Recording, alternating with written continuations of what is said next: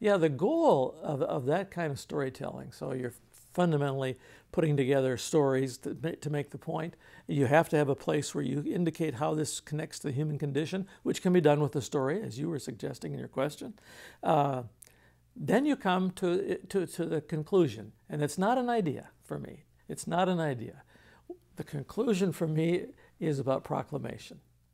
And I think to become good storytellers, you can't avoid it that you're going to need to read and listen to good storytellers. It's easier to read them than it is to hear them, because those are selected places. Garrison Keillor would certainly be an example. And those Lake Wobegon stories he tells, I mean, 6 out of 10 of them are sermons, for goodness sakes. They're sermons.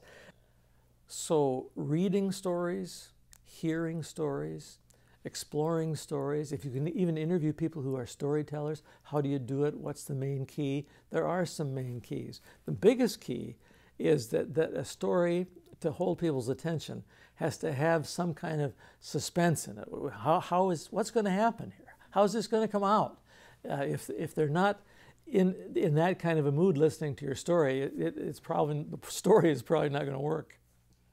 Absolutely. We can learn storytelling from peoples in other culture all over the world. Every culture at root is a storytelling culture. I had an experience a few years ago. I taught in Singapore and in Malaysia to Lutherans. And they had all the classes they'd ever had in preaching were 3-point teaching sermons. And at the beginning, they thought that I had come from Mars or someplace.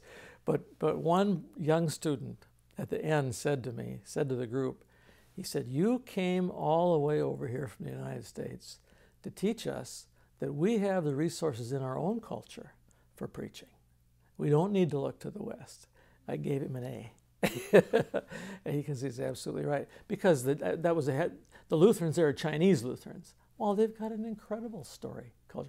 I taught in Russia for a while. They've got an incredible story.